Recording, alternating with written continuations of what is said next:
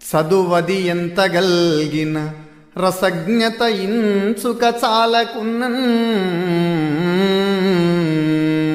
ఆ చదువు నిరర్ధకంబు గుణ సంయుతులెవ్వరు మెచ్చరెచ్చటన్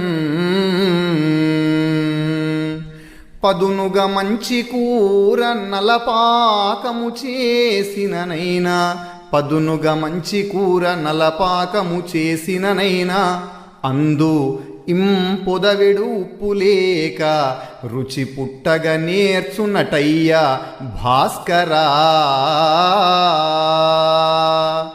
మారద వెంకయ్య గారి భాస్కర శతకంలోని పద్యం ఇది.